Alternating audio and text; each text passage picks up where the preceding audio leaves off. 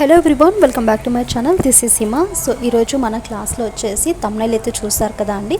NCFSC 2023 గురించి అయితే top 15 వరకు మనకు సైకాలజీ ఆర్ మెథడ్లో కూడా మనకి ఈ టాపిక్కి సంబంధించిన ఇన్ఫర్మేషన్ అయితే ఇచ్చారు, అంటే సిలబస్లో యాడ్ చేయడం అయితే జరిగింది. సో ఈరోజు మన వీడియోలో ఒక 15 వరకు ఇంపార్టెంట్గా ఉండే క్వశ్చన్స్ అయితే చూద్దాము. సో వీడియోని స్కిప్ చేయకండి, మీకు నచ్చితే మాత్రం ఒక చిన్న లైక్ ఇవ్వండి, అలాగే సబ్స్క్రైబ్ చేయండి. సో ఫస్ట్ క్వశ్చన్ చూడండి. ఒక ఉపాధ్యాయుడు పాఠం చెప్పే ముందు విద్యార్థుల అనుభవాలను తెలుసుకొని వాటి ఆధారంగా బోధన అనేది ప్రారంభించాడు.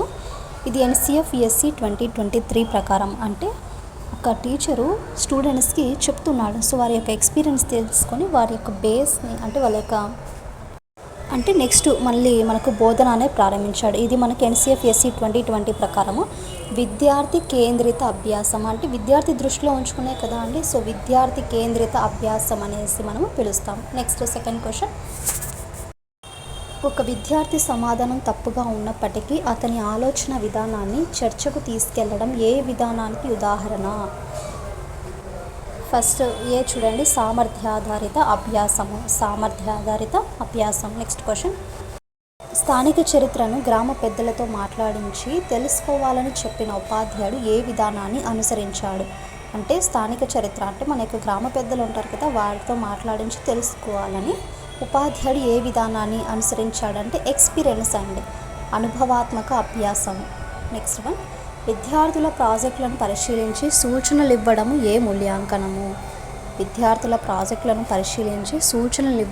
ఏ మూల్యాంకనము? ఆన్సర్ నిర్మాణాత్మక మూల్యాంకనము. Next one. ఒకే సమస్యకు భిన్న పరిష్కారాలను అంగీకరించడం వల్ల అభివృద్ధి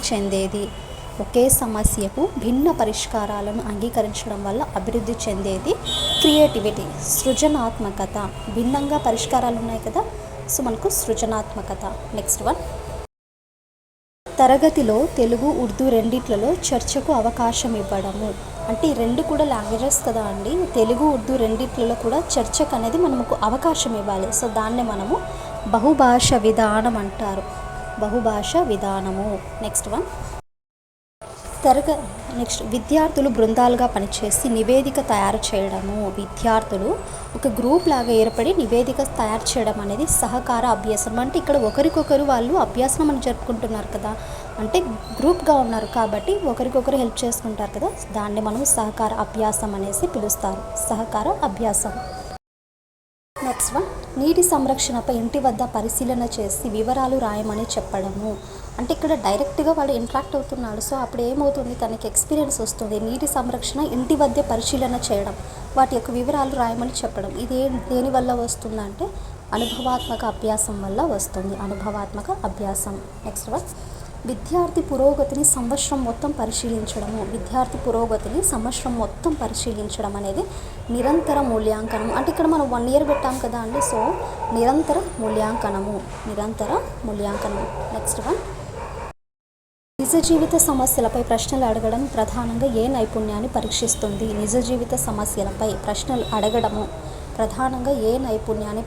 పరీక్షిస్తుందంటే అన్వయ సామర్థ్యము. సామాజిక శాస్త్రంలో స్థానిక మార్కెట్ను సందర్శించడం ద్వారా అభివృద్ధి చెందేది.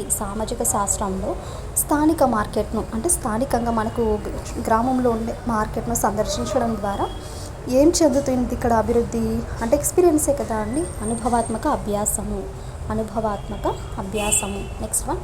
విద్యార్థుల ఆసక్తులకు అనుగుణంగా కార్యకలాపాలు ఇవ్వడము.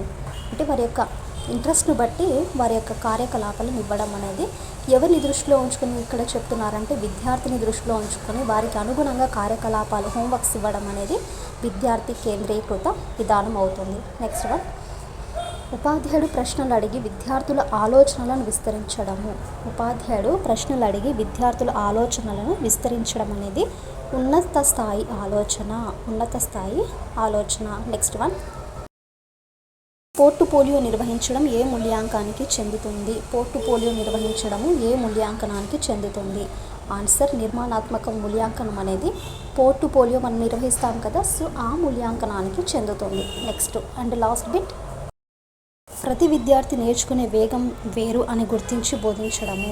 ప్రతి విద్యార్థి నేర్చుకునే వేగం అనేది వేరు అని గుర్తించి బోధించడము, దాన్ని మనము సమగ్రత అంటారు. సమగ్రత. సో ఇదండి ఎన్సిఎఫ్ఎస్సి 2023కి సంబంధించిన క్వశ్చన్స్ అయితే.